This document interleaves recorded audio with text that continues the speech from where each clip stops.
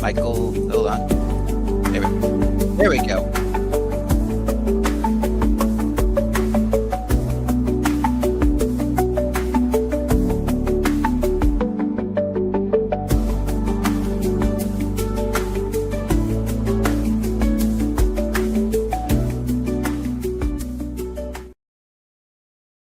Good evening, everyone. Welcome back to the Feuerstein's Fire American Soccer Show. I am your host, Daniel Feuerstein. I am with Michael Martinez from Cascadia FC as we will review the 12th match day of the 2026 FIFA World Cup. The chat room is open here on YouTube. Come on and discuss amongst yourselves if you like. If you have a question for us, we'll try to answer it for you. I apologize for the earlier confusion and mix-up. There was a slight issue, but I had to make a new window, and here we are, and we're now we're finally back. Rip roaring and ready to go. How was your night? It's been pretty good. Nothing crazy. Just watching a stupid amount of soccer, as one does. Absolutely. It's great to always talk about this game and talk about soccer. And, you know, we're going to dive into these games right away because I know we're going to save our best for last here. Joining us once again, Kenta Hagiwara, Area Sportsnet, and he covers the Asian football teams, the national teams of Asia, AFC, on his own podcast. Welcome back, Kenta. And I will say this, and I'm going to start off with Iraq. Dead before they started, because I think you know as well as I do, France was too strong, too powerful, and they just could not overcome what was in front of them. Yeah, I mean, it's tough. I thought they had a decent first half, all things considered, and then you have a 2-hour break because of weather going on in Philadelphia, and that, you know, especially for a team like Iraq, where I think momentum plays such a big factor when you're playing so much defense and playing off the ball all the time. And to have such a break, I think it's a kind of a detriment to everything that they did well in that first half. They gave up a brilliant goal to Kylian Mbappe outside the box. And now it's really the, you know, like you go into the half down 1, and I think you're probably not too upset with that.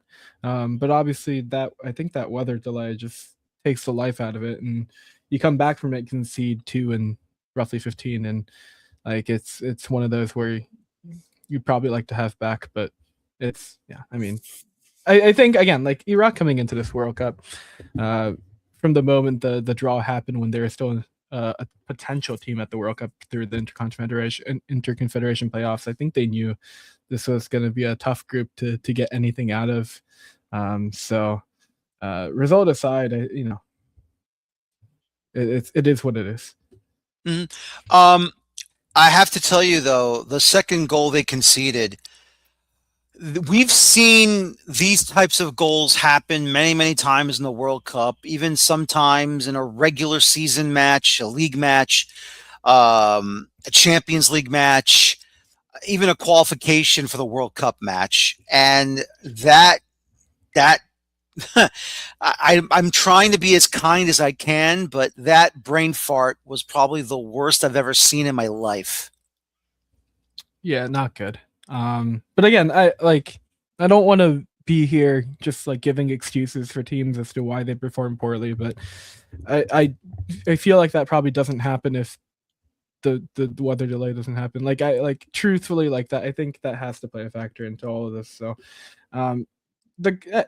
you know, when the team's already got their back against the wall, and you know, you're a team that's trying to pull off a miracle against, like, it's one thing to defend against Spain, a possession-heavy team, if they don't have necessarily all the attacking quality, if like Lamine Yamal isn't playing the full match or Nico Williams is. It's another thing where like you're they're starting with Dembele, Barcola, Olise, and Kylian Mbappe, and then they're bringing on off the bench Cherki and Doué. Like it's that's a completely different conversation. And like for a team that's not going to be able to create a lot of chances, they had like 4 shots through the entire match. Iraq, like, it's really difficult to do anything against this French team, more so than I think any other team at the tournament. If you're a team that's like a heavy underdog, France is your worst nightmare, just because they have too much quality in the attacking third. Maybe not duplicated in the defensive third. They still have great players, but like the sheer quantity of different looks they can give you in the final third is just, it's outrageous, honestly. No, it really is. No. Life is not fair, Michael. You know this. Yeah.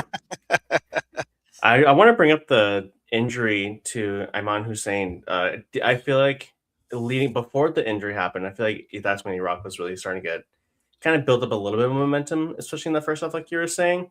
It definitely felt like, I don't know if you saw that, but I felt like a lot of the team just kind of felt like they slumped. They went into a slump as soon as that happened. They didn't really have like that target guy to kind of like lean on. Yeah, it was a confusing one because it happened right during the hydration break too. So like, I don't really know what the severe. I didn't check what the injury Diamond Hussein was, but obviously Al Hamadi comes on instead, and I personally thought those two should have started together, but I also understand wanting to have an extra man in midfield, especially when you're playing against this French team and be able to sit deeper, because Iraq aren't going to play in the back five. They're going to sit in their back four, especially under Graham Arnold, or it's what they decided to do this time around. And having an extra man in central midfield helped out, because like the first half, again, like they didn't give up that many chances. Like you go through the stats, it was a pretty even first half.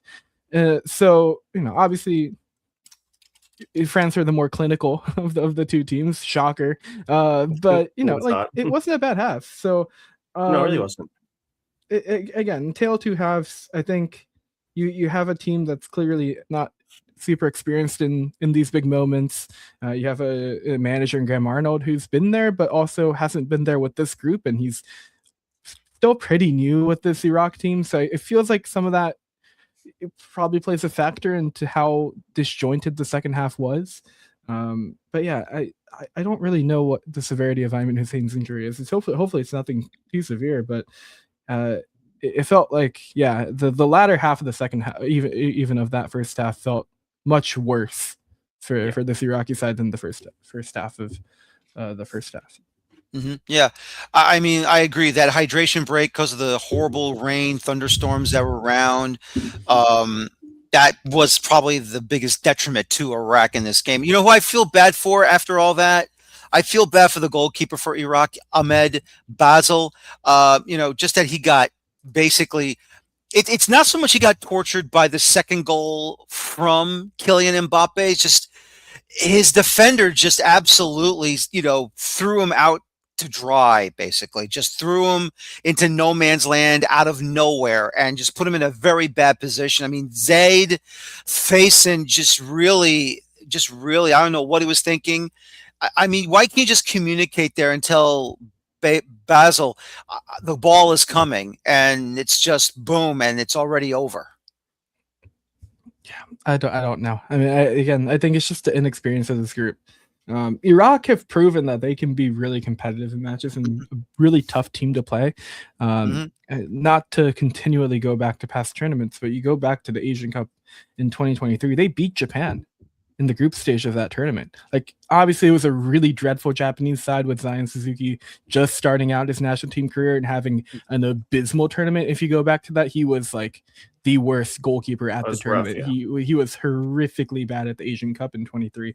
And so like there are certain factors into it you can probably look at and say, well, that's why Iraq won. But at the same time, he still beat Japan, who are the heavy favorites in that matchup. So like they've proven over the years that they can hang with the top teams. I'm not saying Japan's France by any means, but like they can hang with teams that are going to outpossess them and great chances, for the majority of the match. So, and I think the first half was a good indication of what they can do. But again, like it just fell apart in the second half, and so early in the second half that after that third goal goes in, it just felt like, okay, it's just walking through the motions for the last bit and trying to keep it close. And to that extent, they didn't concede anything more. But I think that Dembele goal kind of just took the life, and that second Mbappe goal. But it just fell apart so quickly for this group, and I guess similarly to other Asian team that played tonight. I want to ask. I know the World Cup is the biggest stage possible. Like this is about as big as it gets. But do you think that Iraq can kind of build off of their decent, their good play so far, over three halves, and kind of continue that progression on moving forward? Yeah, I mean, I think the Senegal match will be a good test because Senegal have proven that they can be a bit susceptible defensively speaking, and we saw what they could do. What challenges Norway presented. Which again, Norway is not Iraq. Like they don't have an Erling Haaland on their team, so it's going to be a different look. But yeah, I mean, Iraq. I think if we're looking ahead at the Asian Cup next January, they swept the group. Last time around, they beat Japan as we mentioned. They beat Indonesia and they beat Vietnam, and then unfortunately lost to Jordan, who were the other match, the team that played today. On Jordan's miraculous run all the way to the final of the Asian Cup in 2023, and they're in a group that I think Iraq should be able to get something out of and like move on to the knockout stage. They play a tough Australia side, so a homecoming potentially of sorts for Graham Arnold, and then they play Singapore, who, on the rise in terms of ASEAN nations, but still, just not quite there yet. A lot of young talent and some naturalized players there that are super exciting to watch. And Tajikistan, who, like, one of those teams that, like, barely don't make World Cup qualification in the third round. They just miss out on it this time around. But they're a team that's, like, out of the CAFA nations, they're still one of the stronger teams defensively, but I think this Iraqi side have enough quality to be able to beat them. So yeah, I mean, I think that was the hope from the get-go coming to this World Cup, is that you gain valuable experience at the top level at this World Cup, because I don't think the expectation was you finish third and move on to the knockout stage in a group with Norway and France and Senegal. I think that's outrageous for that to be the goal. And like, obviously you want to win, like that's not to say that, but I think the goal was to gain as much valuable experience, get some of these players in uncomfortable positions and see how they can develop, right, and how they perform in those conditions, and build off of that in 6 months when they play in Riyadh in Saudi Arabia, when they have the Asian Cup, because that's the tournament like that's far more in reach. You have a more easier group, and we saw chaos last time around in the Asian Cup where South Korea loses in the semis and Japan loses in the quarters, and it's like you can really make a run if the dice rolls in your favor. So I think that's the goal, right, from the jump. Like, I think that was the objective of this World Cup, is to gain something for each player and to see what you have with this group. But nonetheless, it's still kind of painful, to go through these matches and kind of have to suffer. But I would view this in a different way than I would probably view Tunisia, where like Tunisia is just getting embarrassed and there's no real direction that you're like, well, what do we do? Hervé Renard's reportedly leaving after the Netherlands match. So it's like, we don't even know. Oh, really? That's the report that's out now. Yeah. So it's like, wow. Okay, well, like, we talked about this over the last couple of days, but like, there's no direction there. I think there is a direction to go with in Iraq. They just happen to get like the worst draw they possibly could have. They don't even have like a comfortable pot 3 team that you can kind of like and say, okay, maybe we can be competitive against them. Their pot 3 team was Norway. So like you're kind of screwed from the get-go. Mm-hmm. No, you really are. And I'm really so shocked to hear. So he's leaving himself. Like, he has the FA has not gotten rid of him. He's leaving him on his own merits. That's what it sounded like from the reports that I was reading, was like he's kind of just done with it, which yeah, I don't think the federation is in any position to be firing him either. So no, I think exactly. It's just like Hervé again. Like, I don't know why he was there other than he just wanted to be at the World Cup for the vibes. Yeah. I mean, yeah. But yeah. I mean, look, probably he'll get a job somewhere else, or maybe he'll retire. You never know. We'll see what happens there. But I don't blame him if he wants to leave, because Tunisia right now, that FA is just a huge, gigantic mess, period, from start to finish. They're just a mess. Of course, the match that ended just recently, Jordan taking on Algeria. Jordan looked really good. I thought Jordan was going to hold on and maybe take a result. I thought maybe the full 3 points. And then within the remaining, I would say 22 minutes left in this match, Algeria comes out of nowhere and they take the win. And it's a Jordan 1, Algeria 2. What did you see from the Jordanians that, you were happy, but you were also scratching your head? Yeah, no, I thought they had a great first half. And part of that, like Zerouki, the midfielder for Algeria, I thought was abysmal in the first half. And I think the sub that Algeria make properly in that second half for Bentaleb, like for me, like that really helped solidify the midfield for them. And from there, it was a tale of two halves in the sense that like the second half was all Algeria and Jordan really weren't really able to create anything.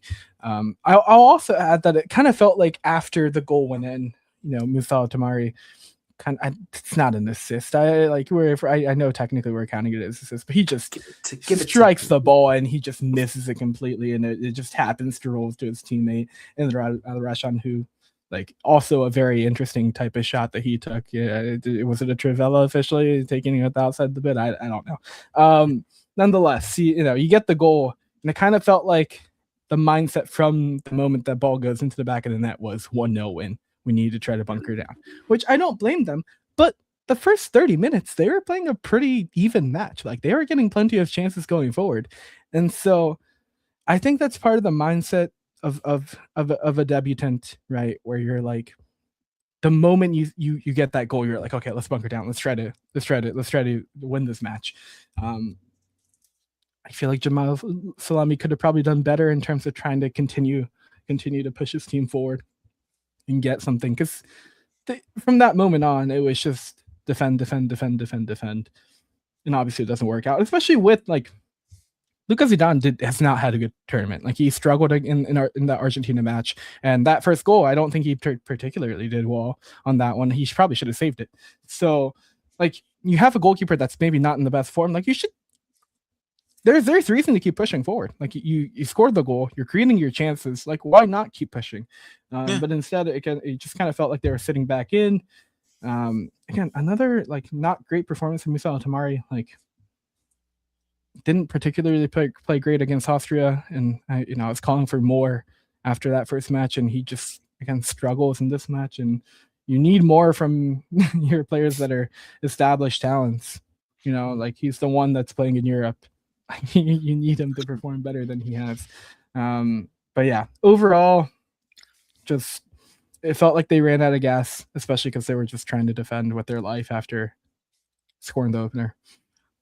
I mean, yeah, Algeria's side, you don't want to give them that time and space to have the ball. Like, I mean, we saw that, especially late in that second half. Like, you give Riyad Mahrez all the time and space in the world on that right-hand side, he's going to make you pay, and he did. And he made that Jordanian left side a little embarrassed. Yeah.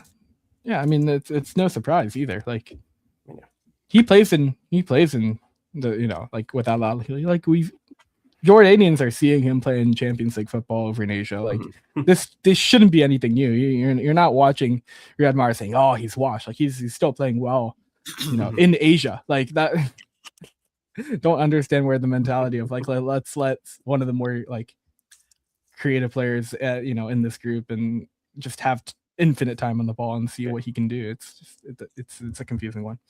See, I agree with you about Jordan. Like they had a great first half, and as soon as you score, I don't understand why bunkering in already after you scored your goal. I mean, if I was the head coach, I would tell my players, keep attacking, keep going, try and find a second if it's possible. I understand you don't want to give up a an equalizer in the first half, but still though, I mean, when you get to a certain minute in the second half, I would say maybe, I don't know, between the 65th and 70th minute, maybe, then I'd start bunkering in. Then I start maybe, okay, we're not getting that second goal. Now we're going to start bunkering in. Now we're going to fill up the middle. Now we're going to prevent the opposition from getting their goal. Bunkering in so early is just really, it's just really mind-boggling, and I don't understand that tactic. I blame Arsenal, to be honest. I mean, Arsenal, they've been doing that all season. Like they'll score a goal like say late or early second half, or late in first half, and they'll start bunkering and kind of hitting on the counter, which is, I mean, and all these teams, they see a team who just won the Premier League have success with that style of play, and they're like, okay, let's try and emulate that. And I mean, some it'll work, and also, I mean, like Kenta said, you're a debutant in this World Cup. This is your first time at the highest level. You're gonna do what you can to reduce the amount of goals that are scored. No, I understand that, but still, I like to think, you don't want to tire out your players so early in the match. That's why I feel they should have attacked more before you get to between the 65 and 70th minute. Look, I understand what you're saying though, because that's their main objective, is the World Cup. You got to do anything and everything you can. If you have to throw out the kitchen sink, then you do so. But still, I just, I don't know. Maybe did he use all his subs at all? The Jordanian head coach, or no? Did he use all his subs? Yeah, but I mean, 2 of them came in stoppage time in the second half. I see that. The team See, played that's down. wrong. See, that was wrong. I think 4 of the 5 subs came after the second goal. So, I mean, I don't think that's really a factor there. I will add that like this Jordanian team still isn't a great team in terms of defending set pieces, and they're also a team that doesn't defend entirely well in transitional moments, and so I understand the appeal of sitting back in, right? You keep the ball in play. You don't allow them to have set pieces just by keeping the ball in front of you. And you're not forced to defend in transition because you're not pushing up. So I get the risk reward approach that Jordan was trying to get there, I think, through 80 odd minutes until that second goal goes in, because I think they were fine with the draw.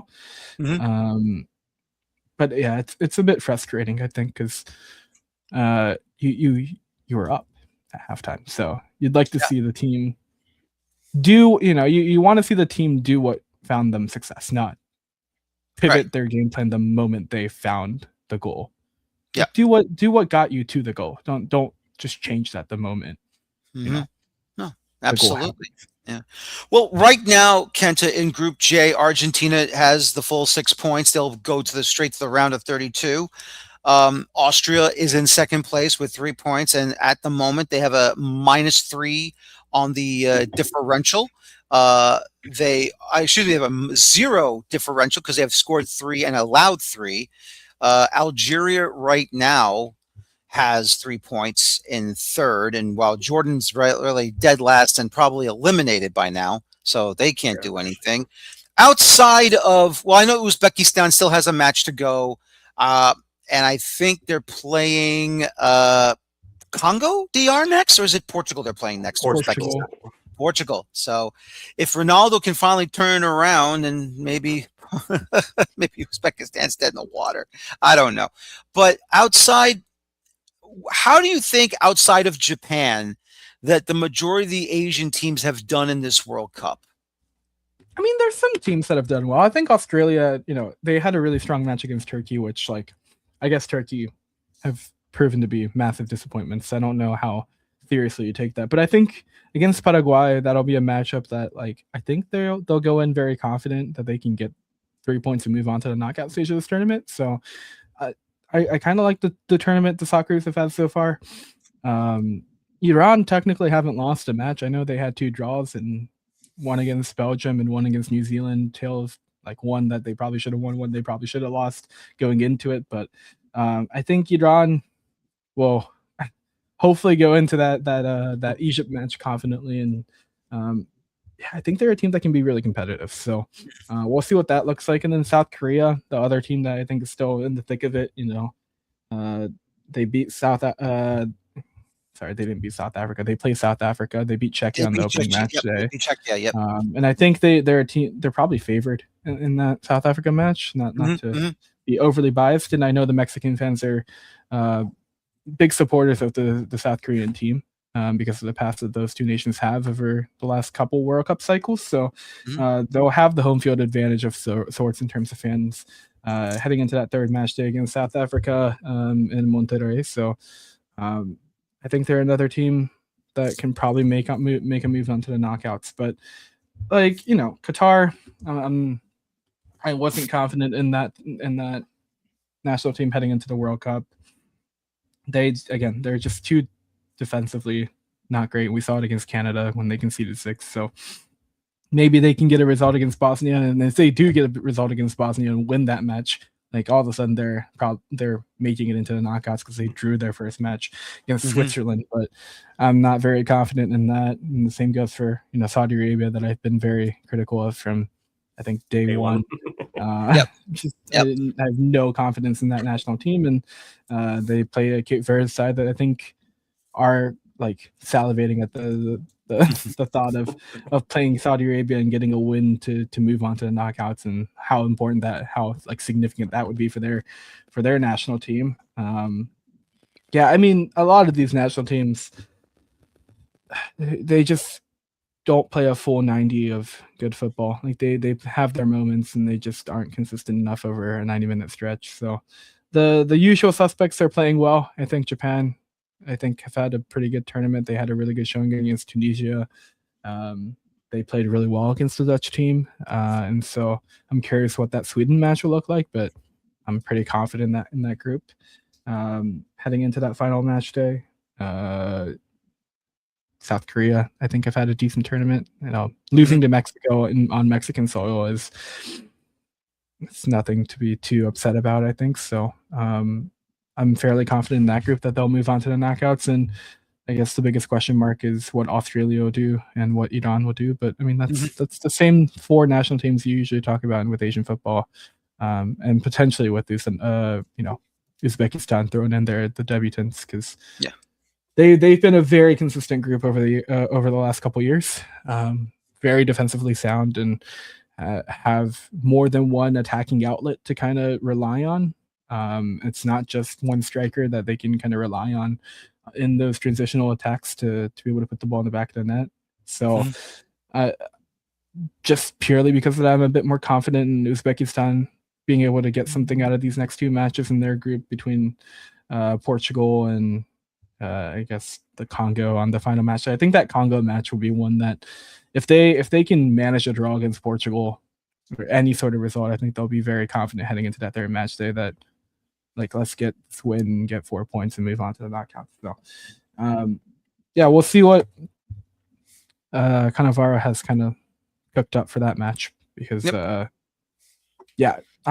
love the attacking options that this Uzbek side has. I've been a Fazulayev fan for years now, so very excited to see him play again after scoring the first World Cup goal against Colombia last time around. No, absolutely. That was a great moment for Uzbekistan when they got the equalizer there. And, unfortunately, they couldn't get 2 more, or at least to really threaten Colombia. But we'll see what they do in their next matchup against Portugal. You never know. I mean, look, Ronaldo can finally turn it around and destroy him, or maybe they'll find a way to edge a draw and do what Congo DR did to Portugal. We'll see what happens. Before we let you go, we had a question from someone here in the chat. They're asking about who will win the World Cup. Now, obviously, I think, if you have different opinions, it's fine. You give me your thoughts and everything, guys. I think France and Spain are the favorites, but I believe the dark horse is Norway. And I normally wouldn't go with Norway, but when you have Erling Haaland, that's going to up the ante a bit. So I go with Norway as the dark horse, and I'll pick either Spain or France to win the whole thing.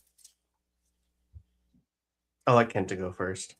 How kind of you.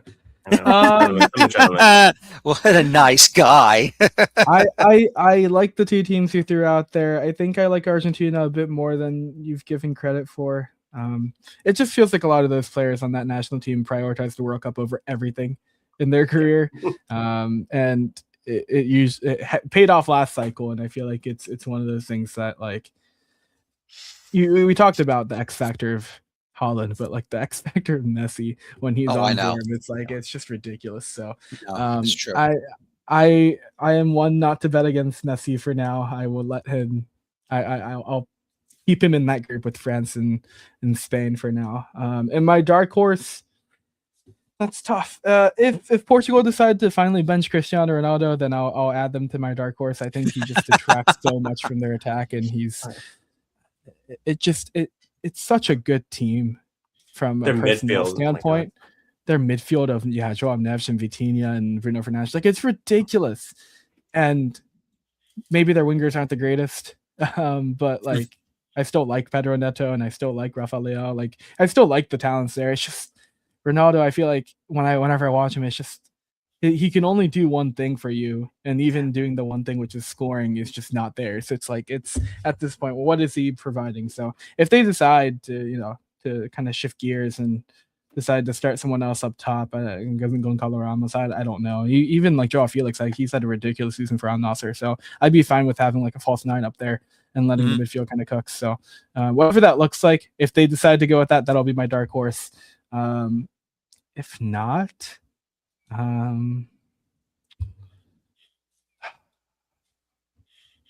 I will go the Netherlands. I've been questioning where they'll get their goals from, and then they put 5 up against Sweden, and that question was answered for me. I think Gakpo has looked sensational at this World Cup. Cody Gakpo has been ridiculous, and I didn't think Robbie had that in him, to be honest. I didn't think he had a brace in him. I think anybody did, to be honest. I don't think anyone ever did. No, neither did I. You see him come on, and he didn't do much against Japan in the limited minutes he had, and he was kind of just there for like the 10 minutes he was on the pitch, and he starts against Sweden. I was like, oh, what is this? And then he scores a brace. I was like, oh, okay, I see how it is. So, yeah, I think this Dutch team, obviously, like a lot of talent there, and if we're talking about dark horse, I feel like they have enough talent on every kind of aspect of the pitch to be a real threat. Obviously, like in every bracket I filled out, I have Norway winning. Honestly, just for the memes, because I mean, their attack is so good. But I mean, today they lost Ryerson, the right back who plays for Borussia Dortmund. Yes, and he is so key in the way that they play and the way they build up on the right hand side. I can't. They are still a dark horse, but I don't think they're going to make it that far without Ryerson. Yeah, Holland's going to score a shit ton of goals, but you can't do much if you don't have your defensive players ready. Favorites right now, obviously Spain, France. That's a given. If France win, Michael Olise is going to win the Ballon d'Or. I'm calling it right now. Yep. Really? 100%, yeah. But over Dembele? Yes, over Dembele, 100%. Really? Because like club achievements has to. He just looks so good with Bayern Munich. I just feel like he's currently like one of the best players, one of, if not the best player in the world right now. That's how I feel. Michael Olise, for sure. But honestly, England, I hate to say it, they honestly have a chance to bring it home. They looked so good under Thomas Tuchel in their first game. I was pleasantly surprised. It wasn't boring. It wasn't counterattacking football like the way they were used to. And I was pleasantly surprised, especially the way they're building up with Bellingham and Kane right there. And I was like, oh shit, here we go. This is not the England that we want to see in this tournament. But when it comes to, like, for me, a real dark horse is going to be Senegal. Yeah. 100%. I know they haven't gotten the results that they've expected or that anyone's expected in this tournament, but they look so good in every aspect of the pitch. And they still have Iraq to play, yes. So they'll still get out of the group. Let's get 3rd place, but I mean, like, they will give trouble to any team they play against. Yeah. No, I can understand that. Like, if you give them, you just open the door slightly for Senegal, and they could probably just smash it through, and they could just right away be a danger player. Another question from the chat, guys, and this is, which Cinderella story makes it the furthest?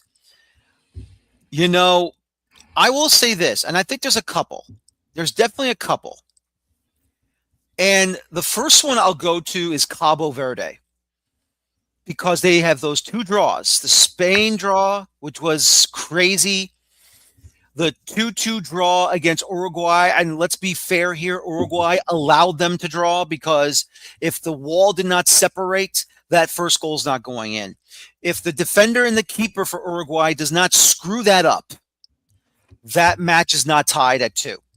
So that's one, I believe, is a Cinderella story where I think they could go a little far. Do I think they can get to the round of 32? Yes. Can they win a round of 32 game? That's the big question mark right there. Congo DR has not played their second game yet. So right now, I would say I'm teetering a little towards Cinderella status, but we still need to see what they do in their second match. That's coming up later today. And I will also say this, and if I'm being a homer, well, I apologize, but guess what? On a personal note, the U.S. men's national team for me is a Cinderella story, and I'll tell you why. While I'm happy that Mauricio Pochettino has these guys playing well, I expected major pushback from Paraguay, and it never came. I expected pushback from Australia, and it never came. And even though it did come a little bit, they still couldn't do a damn thing.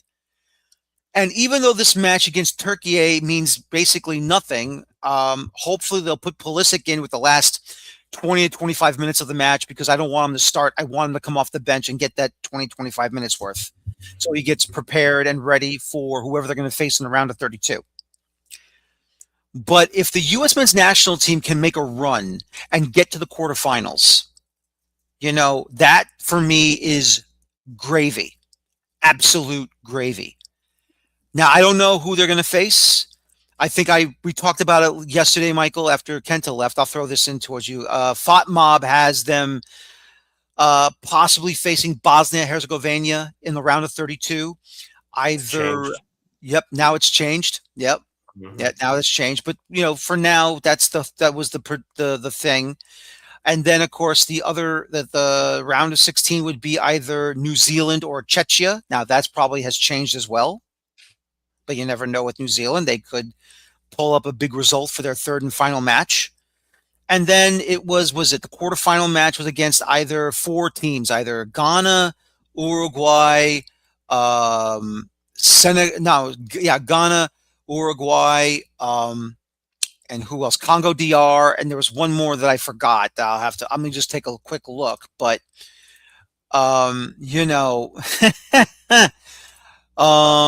here it is. It's either Congo DR, Ghana, Uruguay, or Austria, and now Austria, even though they still have 3 points and they're hanging around. I mean, I don't know. We'll see what happens, but there is, if something screwy is going to happen and it gives the U.S. a great pathway to the quarterfinals, I mean, for me, that's a Cinderella story in its own right. Yeah, I mean, sometimes I feel like with some hosts, it's hard to consider them a Cinderella story unless they're like a quote unquote Lesbian nation, like Qatar or South Africa. Like, I mean, the U.S. is still a top 20 team in the world. I think there's a little bias with like a lot of obviously with you and a lot of other American fans who don't really, for the minority who don't consider the U.S. as like a quality team. I can see this being a Cinderella story, but for me, it's Scotland. They haven't been in the World Cup in 28 years. Their fans are incredible. Like they're playing for the fans, and you can see that when they're on the pitch, when they hear their fans screaming and chanting. And I just feel like the Scotland, while they have a really good quality players, I just love their story, and I'm really excited. I feel like for them, that's a Cinderella story for me. Michael, I'm sorry for 1 second. I think I hear something in the background outside. I think it's about bagpipes and kilts walking around. Yeah, that's what's going on out there. No, I'm kidding. They're not by me. Jealous. I know, but they are by me technically. They're only just a couple of towns away. They went to the Marlins game. They went to the ball game at Lone Depot Park. They're absolutely having a hell of a time in the upper deck. I think that's the first time the upper deck's been full since the Winter Classic. Yeah, they have the best fan. Honestly, they have the best fans in this World Cup. I know, and I know one of them too because he lives in the States, and I'm trying to get him. Hey, you're going to be over here? He said, I can't talk to you now. I'm with some friends, and they're going to be scudding the Brazilians over at home at the Hard Rock Stadium. I'm like, I'm near the scudding. Come on over. Come on down.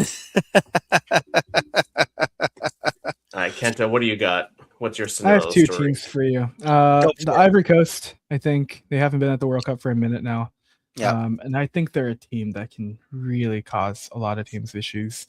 I think they're just such a solid team. So they're one that I kind of look at and say like this, like I think they're, to me, like a Cinderella story is like in a 48 team tournament is like a bottom half team. Yeah. Like it can't be a top half team. So No. like I'm looking at outside the pot too, but I will make the exception for Iran just purely because of everything going on at home. Of course. And just kind of the issues, like, I mean, like you look at their attacking talents, they lost Golizade just months ago to an ACL injury that was supposed to be a key player for their attack. Sardar Azmoun shakes hands with the UAE president and all of a sudden gets banned from the team, and he's not at this World Cup purely because of that. And it's just like this, like you lose your strike partnership with Mehdi Taremi because of Azmoun. Yeah, this I'm not kidding. And then he you have shakes the hand of the president of the United Arab Emirates, and he's off the team. I mean, yeah, and then he was criticized for it, and then made like very like basic comments about it, and they're like, "Nah, you're gone." And the expectation, like there were reports that he was going to be able to make it back for this World Cup roster, and obviously, it doesn't happen, and you lose your strike partnership with Mehdi Taremi, and then even players like Said Manesh, like to me, is one of my favorite young attacking players, for this Iran national team pool, and like. He doesn't get called up because none of the younger players do. Like and I guess that's partly, or I guess mainly because of the coach. And yeah, I don't know if you can count that against, like, say, oh, look at everything they've gone through. But like, it's the coach not calling up the youngsters, right? But at the end of the day, despite all those players not being there, they've been competitive in both matches. They've shown the resilience against the New Zealand team in that first match, and then they put up a heck of a match. And you saw vintage Berenband in goal against Belgium, and I think they're a team that I'm very optimistic that Iran can kind of have a World Cup to remember. And like, I think a sport like this can unite nations, right? The people in the nation. I go back to the 2011 World Cup in Japan, 3 months after a tsunami hit Japan, and in the women's tournament, and like that run that women's team had into winning the first senior World Cup that a nation team has won was so important for the people in Japan, right? Like even as like an 8-year-old living in Cincinnati, like on the other side of the globe, watching it on cable TV from Japanese table kipi that was streamed into my house, like it was still very obvious how much of an impact it had on the country. And I think like Iran can do something very similar in that sense. And I don't know. I just feel something special with this team. I think there's a lot of like people in the Team Belly fan base that aren't necessarily super optimistic, which might help relieve some of that pressure for this group. And they go into this Egypt match with just full of confidence, and I'd really like to see them, especially after how 2022 started for them when they just lost 6-2 to England, and it was a downhill, like just a tragic tournament for them, including a loss to the U.S. and Christian Pulisic in that final match day. Like it would be a nice redemption story for them on U.S. soil to kind of at least make it to the knockout stage, where I think that would be very nice. So that would be my like true Cinderella story in the sense of like good storyline, despite them being a pot 2 team. Okay. Well, Kent, as always, we appreciate your time. Thank you again. We'll see you tomorrow night with the Uzbekistan match against, once again, it will be against Portugal at 1:00 tomorrow afternoon or later this afternoon. So as always, we appreciate your time, and you take care, and we'll talk to you tomorrow night. All righty. Sounds good. All right, sounds great. Kenta Hagiwara from, of course, Area Sportsnet, covering FC Cincinnati and MLS, and his Asian football podcast on all the Asian teams. One more quick thing from someone here. Thanks for answering so many great stories to be made or broken on match day 3. Absolutely. Not a problem at all. And that's what this show is here for, everyone. I try to get everyone together. The old kumbaya of football, soccer conversation. That's what we try to do here on this show. Try to. Absolutely. Look, I try to get as many people as I can, hopefully I can get someone that talks about African soccer. So we'll see what happens. But we're going to move on to something else in this show, obviously. And we have to give credit and kudos to the one and only, the real GOAT of this sport. And that is the one and only Lionel Messi. 2-0 victory over Austria. And Lionel Messi finally breaks the record. Not only scored his 17th career World Cup goal, passing German legend Miroslav Klose, but he gets the second goal in second half stoppage time to make it 2-0. 18th now officially World Cup goals. And it's just incredible that this is his 6th World Cup and he's able to demolish anybody and everybody that's been in his way, club or country. Just unreal what he's done. Oh yeah, and we're only 2 games into this tournament. I mean, we all expect Argentina to go pretty far, and I can imagine Messi is going to be the center of it. I wouldn't doubt if he gets to 20 World Cup goals in his career. Like, it's going to be hard for anybody, bar Kylian Mbappe, who's on his tail right now, to break those records.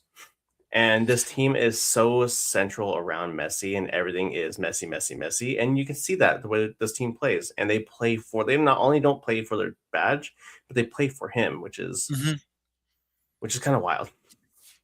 I think they're going to have to change the badge to his face. That'll be the new badge or the Moss Plus. That's yes, exactly. That's what it should be. That's what it should be. Just have Messi's face part of the Argentinian Football Federation badge, and next thing you know, just replace the little sun with his face. That's it. That's all you got to do. That's all you got to do. I mean, he's all over freaking Argentina, just like Maradona's all over Argentina. Could you imagine now?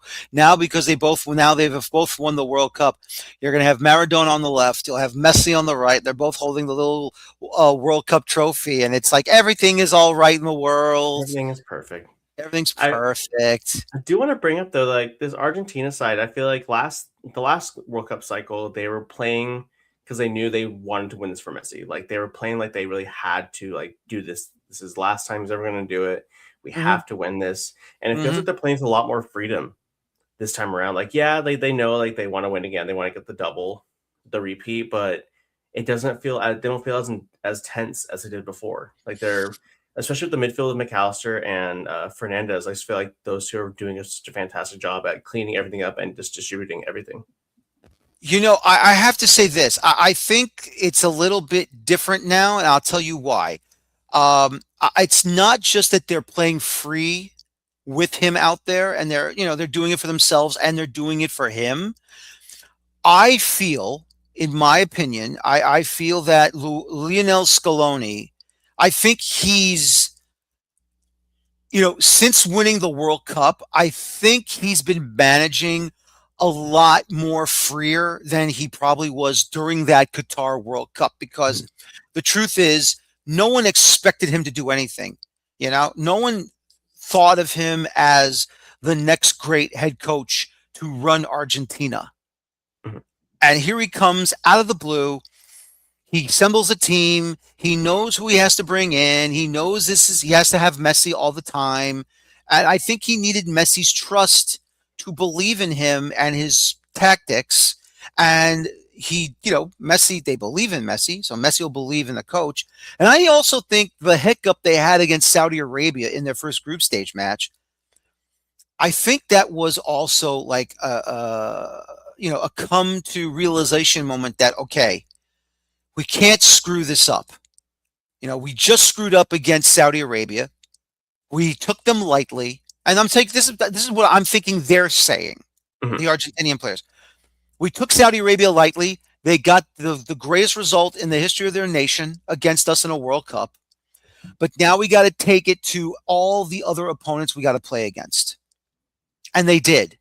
And even though I think it was the semifinal match against the Netherlands where, bad blood has come back between those two nations in the World Cup internationally. That's you don't make Messi mad. You don't go out. You don't make him mad. You don't try to run him over. You don't try to do this to him. You don't try and do that to him, because he'll turn around and he'll return the favor 10 to 15 times over. So I just feel like Scaloni kind of like lit a fire under them, or maybe he just finally just let go and said, okay, we're going to do this now. Listen to what I tell you. We're going to do this now, and everything will be perfect, and it has been. They won the World Cup in 2022. They won the Copa America again in 2024. Now, I just feels like, Messi, this is his last opportunity, probably on the international stage when it comes to the World Cup now, that maybe this is it for him. And now he's going to take this record and go home with it, even though Mbappe's close on his heels right now.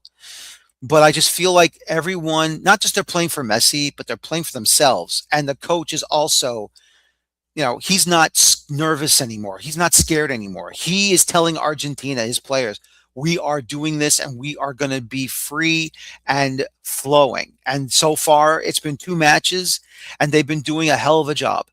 Mm-hmm. Oh, they looked fantastic in every single bit of it. And we had to credit Scaloni for that. Like, I mean, like you said, in the 2022 World Cup, he looked so nervous just to be on the sideline in general, and now he's comfortable in his own skin now. And Exactly. I imagine, like, if I remember reading some reports, this is probably his last stint with the national team. Oh, wow. And with Inter Miami having open spot, I imagine they'll come back. He'll have a job offer for Inter Miami. I wouldn't doubt it. It all makes sense if the reporting is true. But my only complaint with his Argentina side is that because the old guard is still doing such a fantastic job and the Messi is still on the team, there are other players who aren't getting the chance to shine in this World Cup.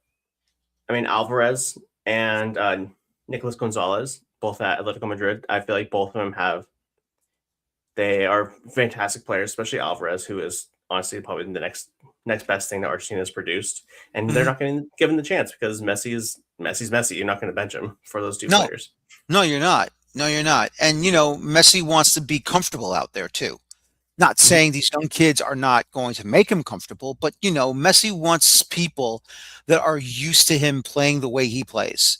And I think that's what it is. I'm not saying the younger kids don't know, or the younger kids can't learn from him and do what they can during the training pitch, when they're training between matches. But still, though, for Messi, look, he wants to feel comfortable, and I don't blame him. I mean, Lautaro Martinez, the way he can gravitate defenders towards him to open up that space for Messi, because Messi he doesn't really have a role. Yeah, he's listed as a striker, but he's more like a free roaming, like false 9-ish, like second striker type. And I don't think that, as much as I love the other two players, Alvarez and Nicolas Gonzalez, I don't think they offer that same. No, I agree with you. I don't think they do that either. But still, once again, it's all about comfort for Messi, his favorite players, players he trusts, players that he goes out and believes in. And that's the only thing, I think, the reason why he's doing so well right now. And, while you want to see these other players score goals, this is all Messi now. 5 goals at the moment, the Golden Boot winner at this point in time. Or shall I say the Golden Boot leader, because he hasn't won it yet. But, if you're going to say winner, he'll just put his name next to anything. Yep, exactly. He's got 5. Mbappe's got 4. Haaland has 4 now. It's just crazy. And speaking about Erling Haaland, we'll get to that one as well. Of course, that's our final match to discuss.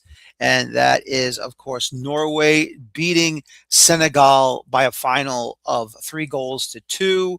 Opening goal, of course, came from Marcus Holmgren, Pedersen, and then it was all Erling.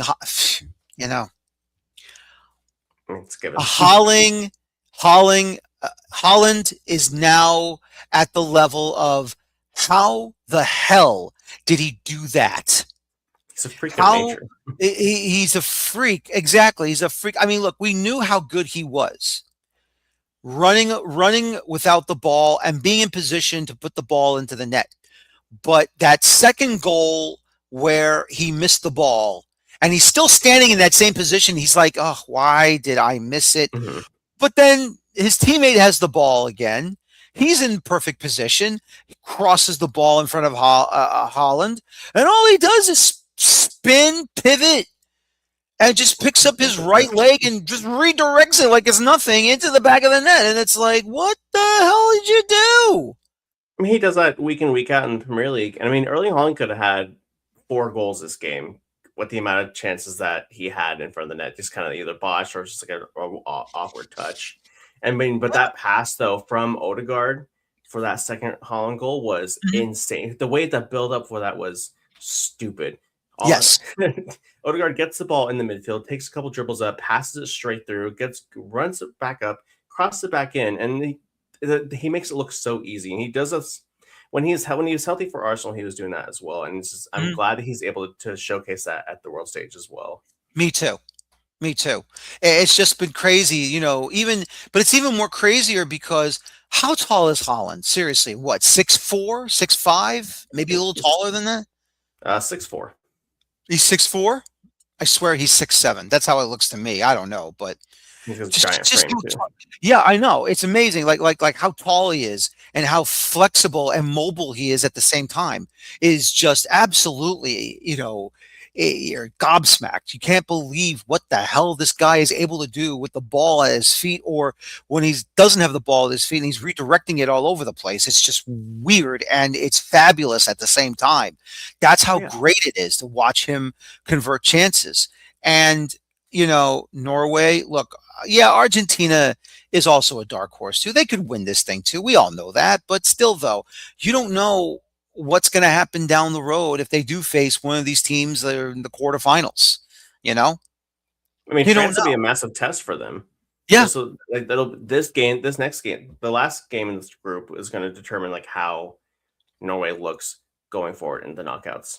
I fully believe if they can put a good performance against France, even if they lose, I think that they will still make a decent run in this World Cup. Yeah.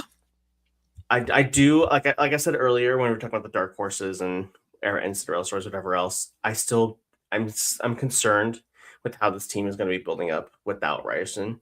He has been so crucial on that right hand side, and Marcus Pedersen, he's a really good player. He plays for Torino, plays more of like a kind of a right wing back ish or like a wide midfielder for them, and he has had a decent enough season, but the drop off from Ryerson to Pedersen is insane, and I can see this Norway team struggling and conceding more goals. I mean, like they did today against Senegal with Ismail Sarr, who, by the way, had a fantastic season at Crystal Palace. Yes. He helped. He was crucial in the way they were in their run in the Conference League.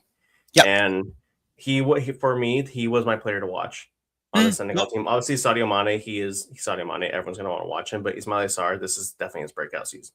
Yeah, no, I agree. And that second goal he had too in the second half stoppage time was absolutely ridiculous.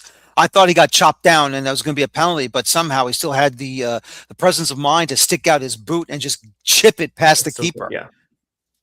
I mean, and he's going to be crucial. That's why I still consider Senegal a dark horse in this tournament. They have Nicholas Jackson. They have Ismail Sarr.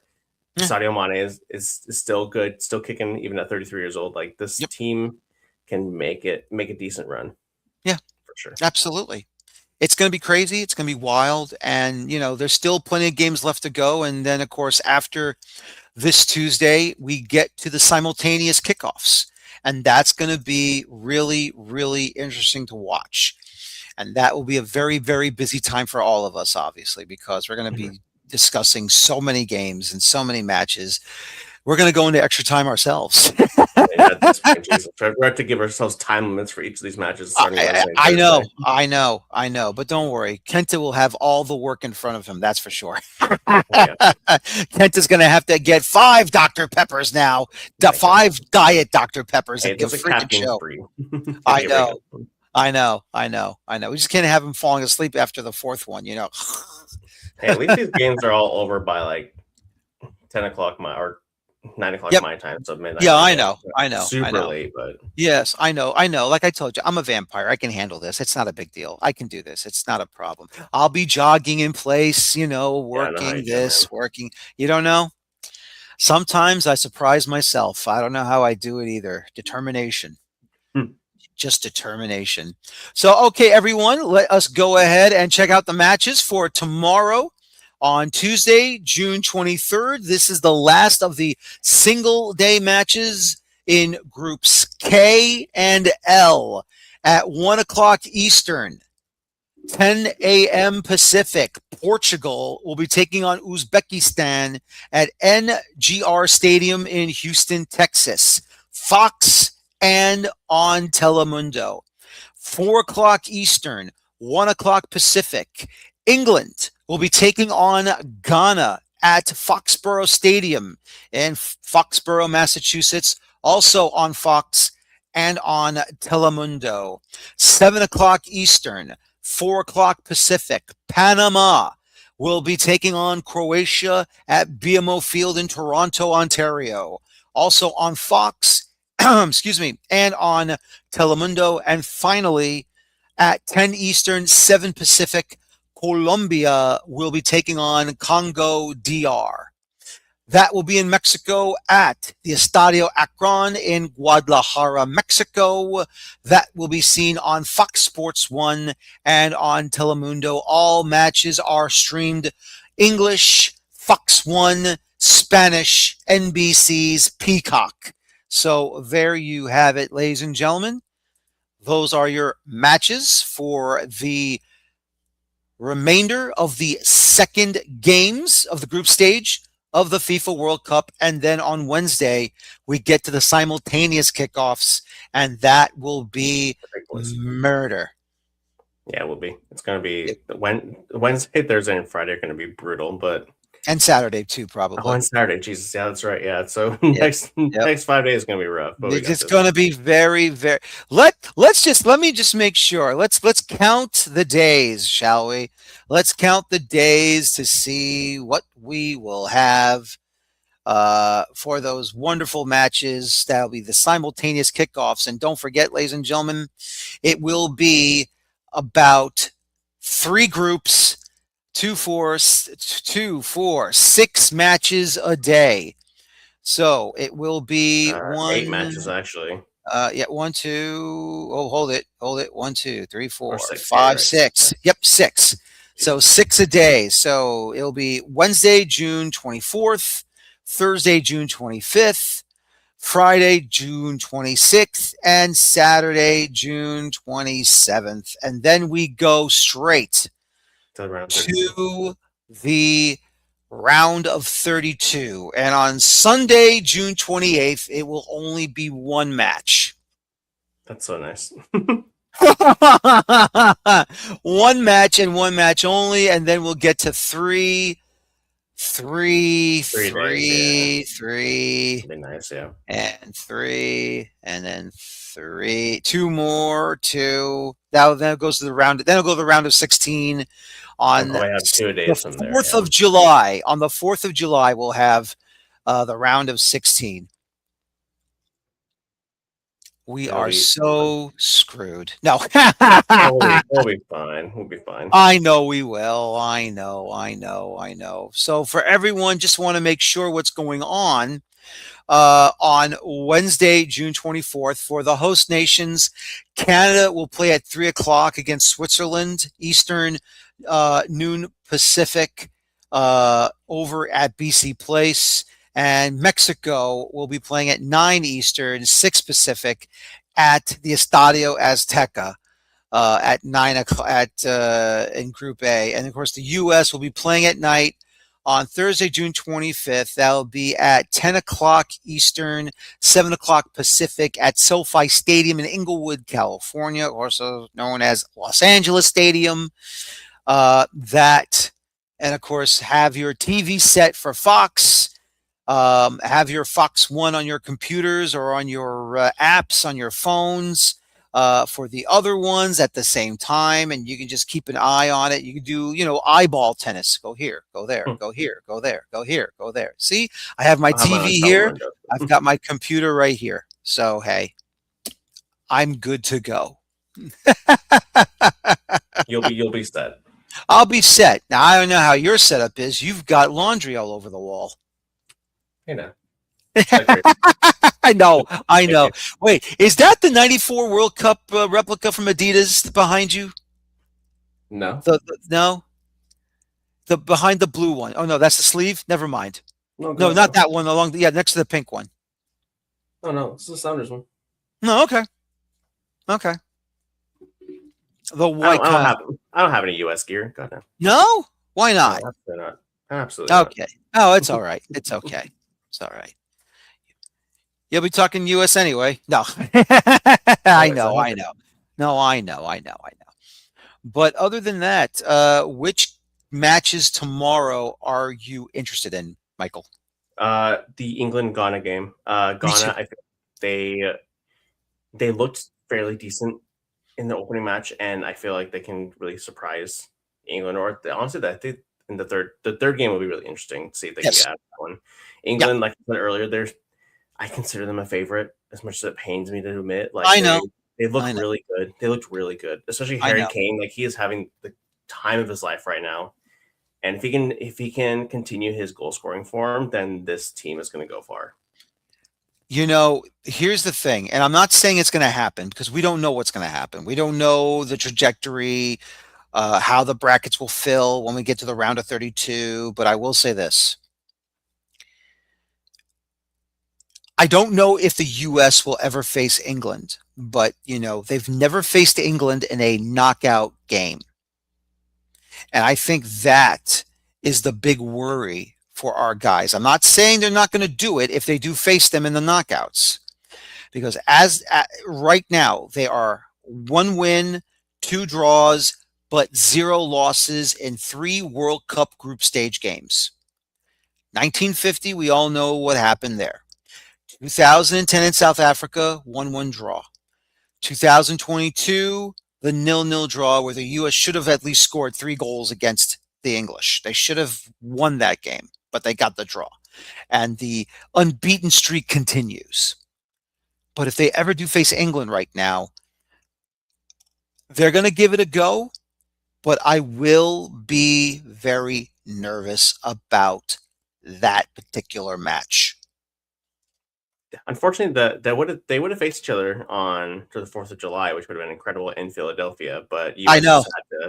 Had to get first in the group or whatever. It's fine. Exactly. But I think if I remember right, the only way the U.S. can face England in the knockouts will be either the quarters or the semis. But it all just kind of depends on how, honestly, the last match day goes. Yes, exactly. I agree. I absolutely agree. We'll have to wait and see what's going to happen. But Michael, once again, another fabulous show tonight. We are rolling with the viewers. We are rolling with the matches. We're rolling with Kenta. He's been our third wheel, and we love having him on, as always. We're really doing some good things here. I think so. Yeah, I think so too. Good coverage, so. Yep, it has been really good. We offer a little something different, so it's always good. Exactly. Because we give you factual stuff on this show, ladies and gentlemen. That's why you have us. Once again, thanks to Kenta Hagiwara from Area Sportsnet joining us to talk about Asian football clubs. Michael, as always, thank you again for joining me. And anything Seattle Sounders related with Michael, or of course Jeremy Peterman through Portland Timbers, as well as Vancouver Whitecaps, Cascadia FC, head over there to read everything and anything soccer-wise Pacific Northwest. Once again, my name is Daniel Feuerstein, along with Michael Martinez. Thank you for joining us again tonight, and we will talk to you tomorrow night for more 2026 FIFA World Cup Match Day review shows. This is number 12. Tomorrow will be number 13. Once again, thank you for joining us tonight, and as always, please enjoy your football. Take care. So long. Have a good night, and bye-bye for now.